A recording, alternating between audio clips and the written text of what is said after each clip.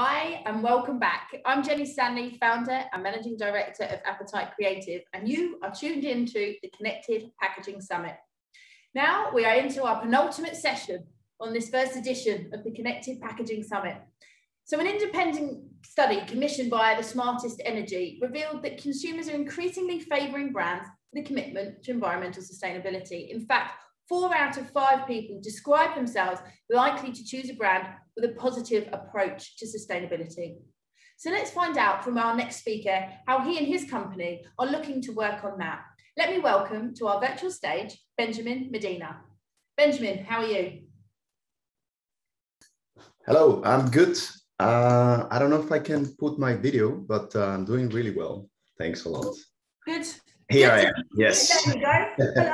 Hello. Welcome. So before we get started, we've been asking our speakers to tell us a little bit of a secret or a little fact that not many people know about you. So the pressure's on. What can you tell us? Well, now that the Olympics are trending, I can share with the audience that when I was in high school, I started training Taekwondo, and I did that for about 8 years.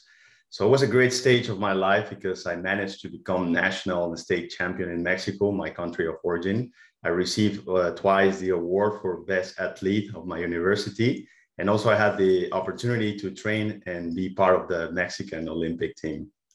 Wow, that's pretty cool. So when you started, I thought it was just going to be that you did Taekwondo at school.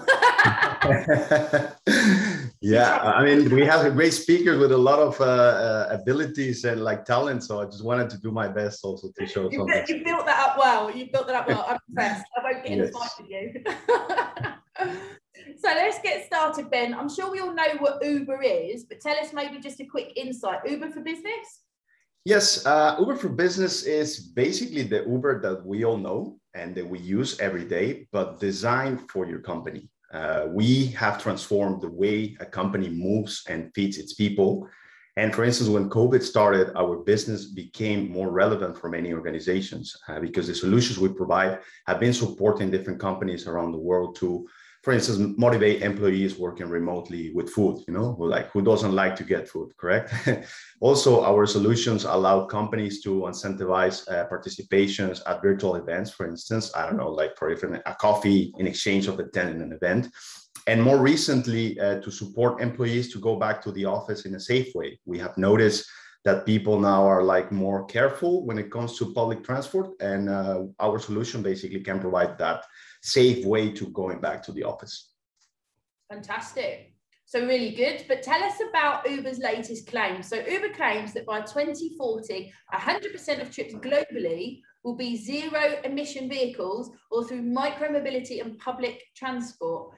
Tell me about that. Tell me about the innovation. Tell me all about that. Yeah, well, that's a big plan that we have, basically to transform the way how we move people around the world.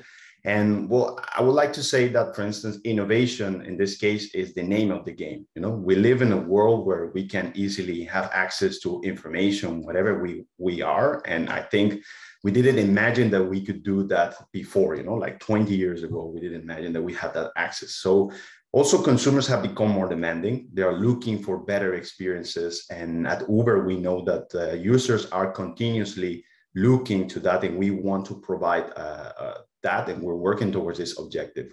For instance, connected experiences.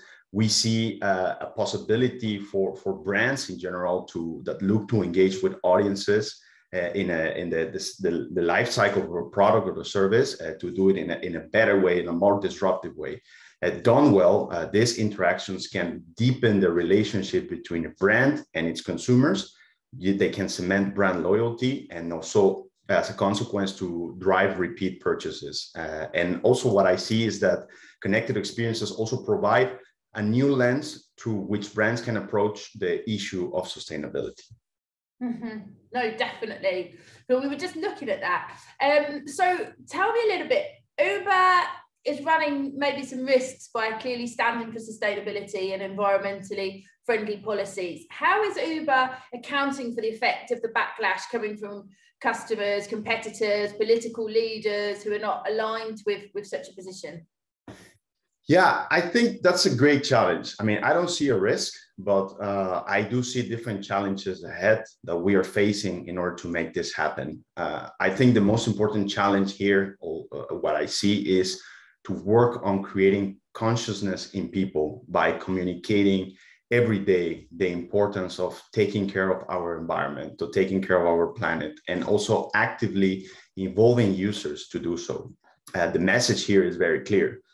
We only have one planet, which is, of course, very beautiful. We need to do everything we can to guarantee a prosperous future for our upcoming generations. And what we do at Uber towards this objective is try to lead with the example. We've been working in four strategic pillars in order to do so. The first one is partnering to fight climate change. We are, for instance, collaborating with leading car manufacturers. We have a partnership with Nissan that supports the introduction of all electric Nissan Leafs for drivers using the Uber app. And we are also contributing with different organizations to ensure charging infrastructure is available where it is needed, because you can have the cars, but if you don't have the infrastructure to charge those cars, then you're not going anywhere. Exactly. So the second one, I think, is also helping our drivers to go electric. Drivers are leading the way towards a greener future, like I was saying, to actively involving the main stakeholders here. And we are committed in supporting them. Like globally, our Green Future program provides access to resources valued at $800 million to help thousands of drivers to transition to driving electric vehicles by 2025 in Europe, in the US, and in Canada. In the UK, for instance, we have a plan, which is a clean air plan that has brought life already. And we are supporting the transition of every driver using the Uber app in London to switch to electric vehicle by 2025. So those are basically the changes we're doing.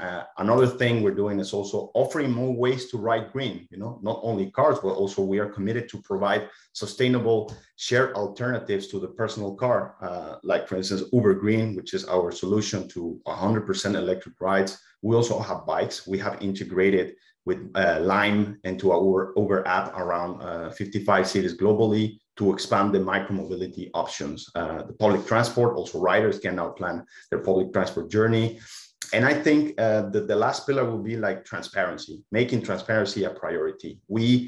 Progress starts when we take a serious look at where we're standing today, what do we want to achieve, and to share all the results to drive accountability.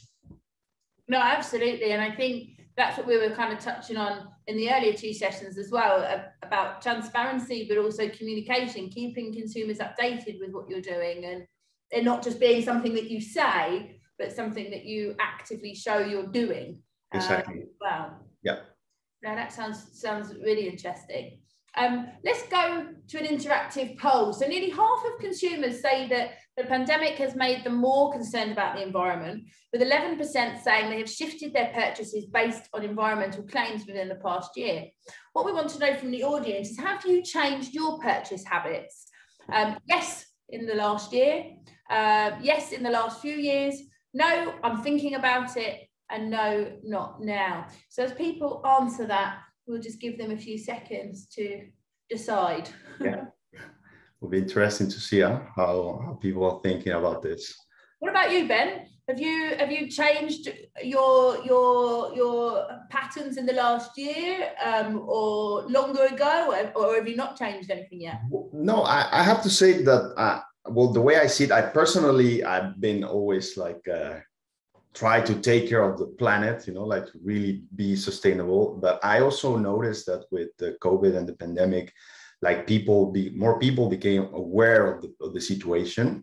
And I think that also kind of is driving a behavior in consumption. So like personally, I've been doing that more. I mean, I was doing it before pandemic, but I think now with the COVID, I've been doing it even more than I used to do it. Yeah, no, me too. And I think as well, when big companies make changes, it gives you that other little nudge. Is there something else you could do? Is there something else that you could be looking at? So I think that the big companies, as you said, set by example, kind of then help us in our personal lives. Yeah. Okay, the poll. Let's have a look. Oh, it's quite split. Yeah, that's what I see. Yeah, so we've got the 27 and 27% saying yes and yes. So we're over 50% making changes. We've got 36% of people thinking about it.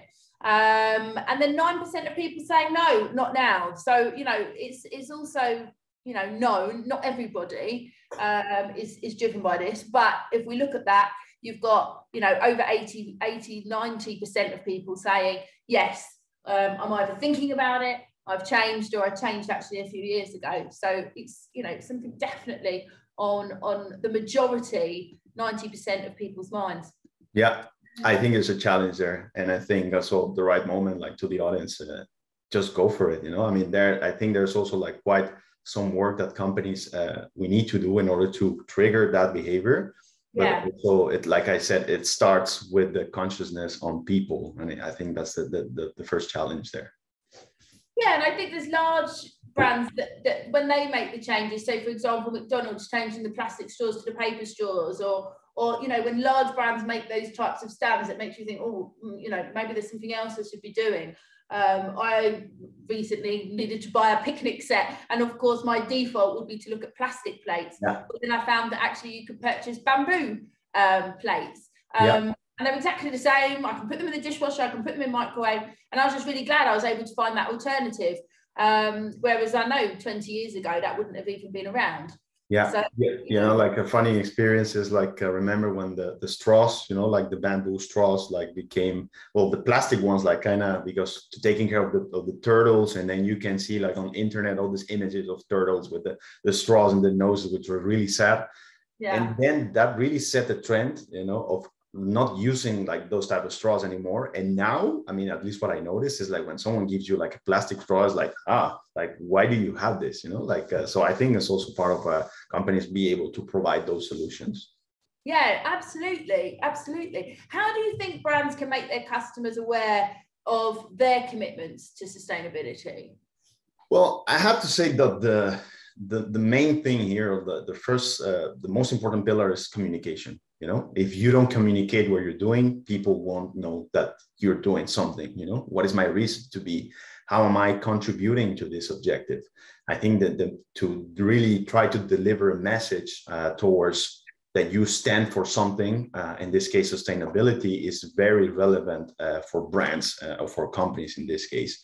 I will also say like leveraging connected experiences, you know, like now the use of technology has allowed us to, for instance, put a QR code in a package, you know, of a product, and then on real time, while you're buying, to see how that product was made, you know. And I think that can also trigger the purchase on people, like saying, oh, I'm buying something that is sustainable, I'm buying something that is protecting the environment. So I think that's also a way to see it. And I will say another thing will be connect through emotions. I mean, as human beings, we love those things. When we are able to connect through emotions, really show what is the impact that I'm doing if I purchase this product? What is the impact that I could have by acquiring this service? You know, how can I contribute to make this world a better place? You know, I think those are the ways that, like I would say, actively involving users into participating or contributing to those goals of sustainability. Yeah, no, definitely. There's a question in from the audience, actually. I think it relates back to what you said, that you should tell what you're standing for. So they say there's some debate whether or not brands should get involved in some of these social programs. Should brands really stand for something?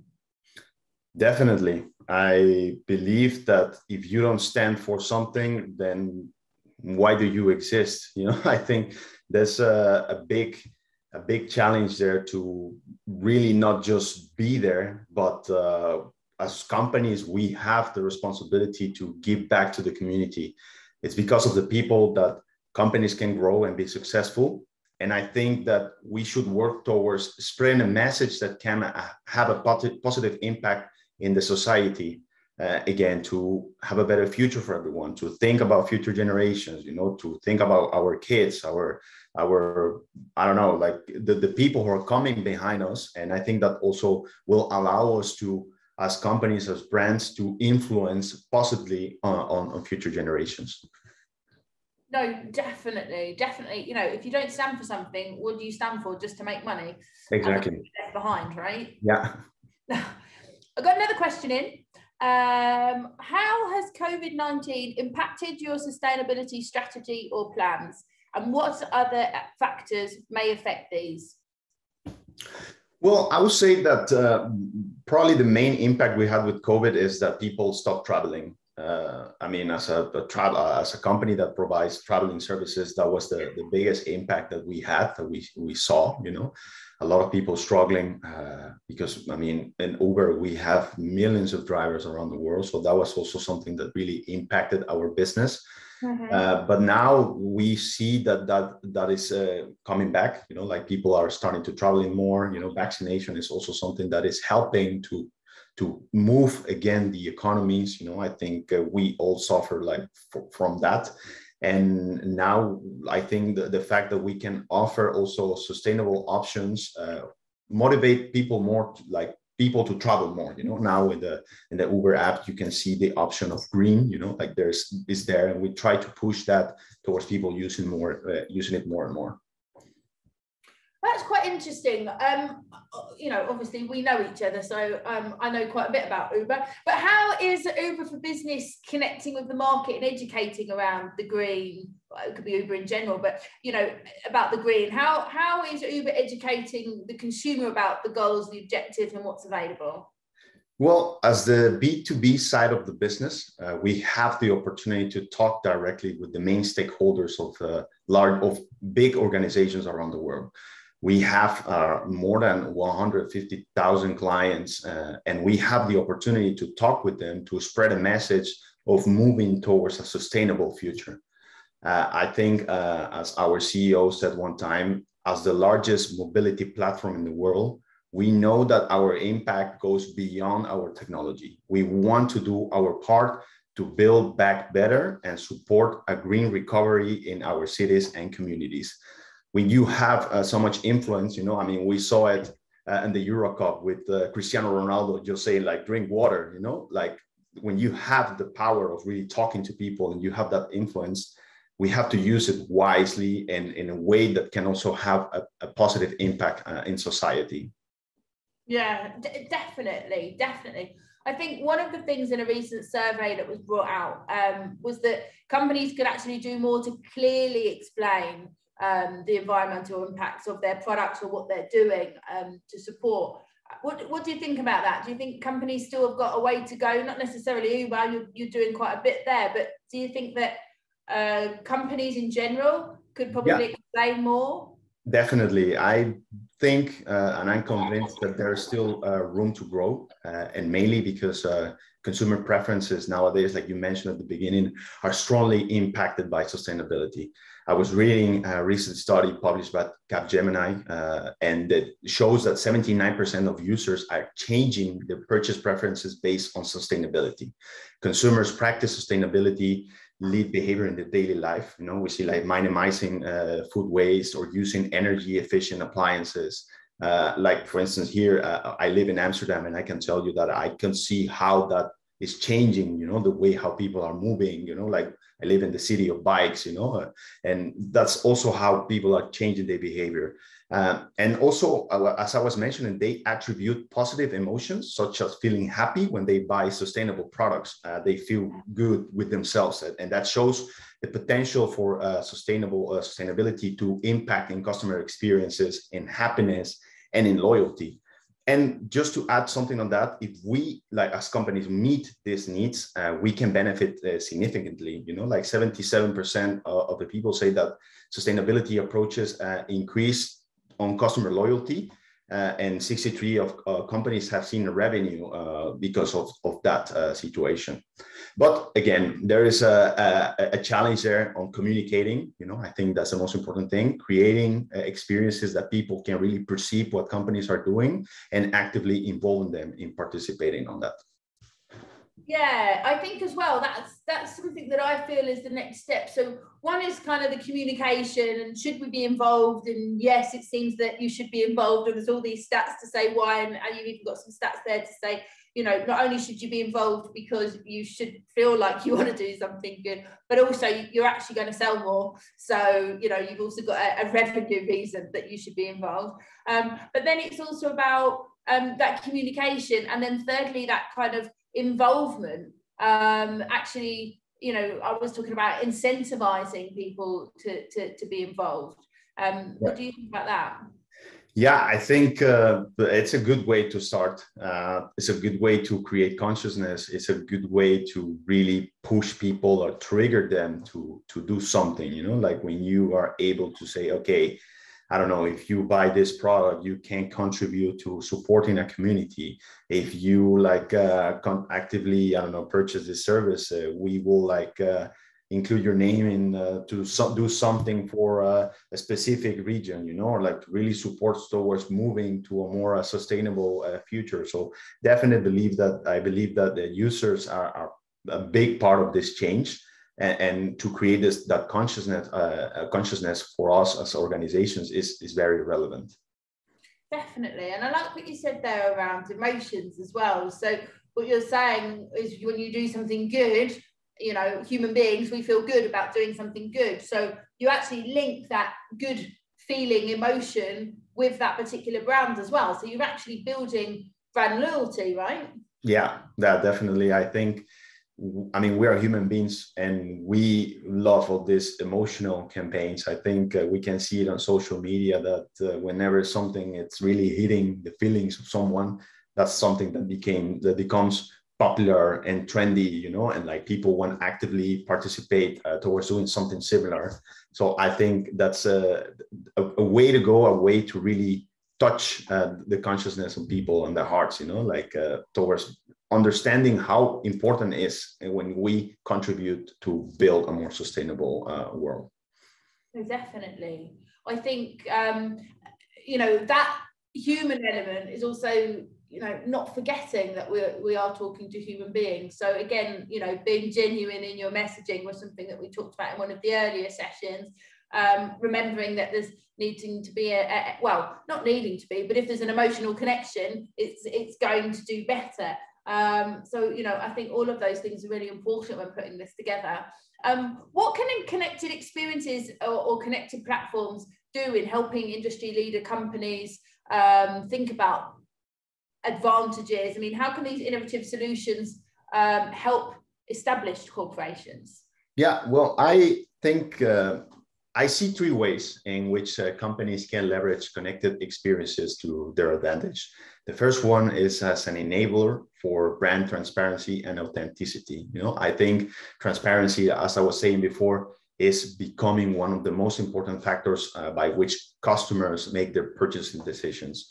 Brands can put themselves at a long-term strategic and commercial advantage by providing up-to-date, transparent data, for instance, around their supply chains, energy use, social responsibility, and the goals that they are achieving when it comes to sustainability.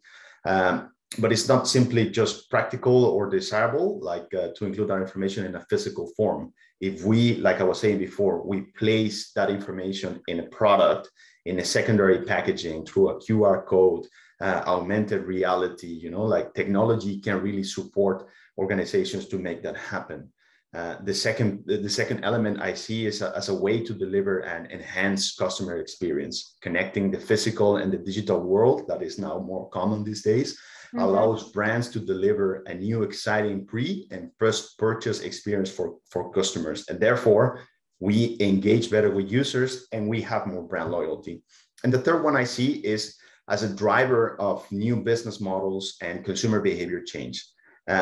Such as the power of connected experiences and technologies, that we should be able to use them more. We should be able to create a more technological experience. People are craving for that. They are just willing to see that. We see that in movies and people are always like, oh, I wish I could have that, So we just have to leverage that and give brands the opportunity to experiment in the way how they do business. The same way technologies capture data on customer engagement also enables brand to track individual products and the point of delivery, for instance, to make the customer part of all the life cycle of the product. No, exactly. And it's that two-way communication as well, isn't it? So if we can learn something from our audience, what do we do? What can we change? And then how can we feed that back to them, and communicate that back to them as well? So it's having a conversation rather than, I think, in the past, brands very much tell consumers things, but there's not that kind of two-way interaction. Correct. Yeah, I think we need to be able to, like you said, make that two-way. You know, it's not only me, brand or company giving you, but also what I want, you know, from you in this case. How can I make you an active participant on the initiatives that I'm doing, on the initiatives that I'm deploying? You know, how can I involve you more? You know, of course, for the benefit of not only like the world itself, but also for the benefit of the business, you know, because at the end of the day, that's what like organizations are looking for. But I think people are key in this transition for sure. No, definitely. So we've talked quite a lot of the sessions. We've talked as well a lot around the consumer, but in your instance, of course, your clients you're in B2B, so your clients aren't actually the end consumer. So what advice would you give to marketing managers or C-suite execs who are listening now and are thinking, well, my consumer is actually another business, my client is actually another business, it's not the end consumer. How can I successfully implement some innovation or try and make some change, or try and work on some sort of program? What's your advice there? Well, I think this is something that could apply for everyone in general. You know, I would just say, take a chance, dare to try things that are different or might sound crazy. You know, don't be afraid of failure. You know, I think I love inspirational sports stories, you know, because I'm a sports guy as well. And I admire people like, for instance, Michael Jordan, who always aimed to be the greatest, you know, or Kobe Bryant with his Mamba mentality philosophy. And one of the things that I learned from them is that you have to wake up every day to be a better version of yourself than you were yesterday. You have to also dare to try and also to fail, because failure makes greatness. When you fail, you learn to be better. And when you're better, you can succeed. So I think that's something that I would probably say, you know, just do it, go for it. Now we live in a world where we can have an amount of possibilities to try new things. And I'm pretty sure that one of those ideas will be successful. So don't think too much, just go for it and don't be afraid of failing. That's what I would say. Really, really nice. A lovely way to wrap up the session, to kind of think about, you know, just going for it. And I love what you say there, you know, waking up every day to be a better version of who you were yesterday. And I suppose if you take that forward as a personal goal, that's going to help you in your professional life as well. For sure, definitely. Just try to do it and you will see the good results, you know, like I might add some really quick, you know, I was reading some statistics about like, there's a good commercial of Michael Jordan that he's saying, I have missed 9,000 shots in my life. I have lost 300 games. I have given the ball to really win the game and I missed. And that's the reason why I succeeded, you know, so just do it and you will see that the results will come for sure. Fantastic. Thanks a lot, Ben. Thank you so much for being with us. Thank you for some really insightful and deep thoughts. I really loved the conversation. We could have talked for ages. So big thank you to you. Thank you for your time. Stay tuned to everyone else. We will be back with Pippa Gedda. She's former marketing lead at Danone, and she'll be talking to us about digital transformation with sustainability at its core. So come back for our last session of the summit. See you back here in 15 minutes.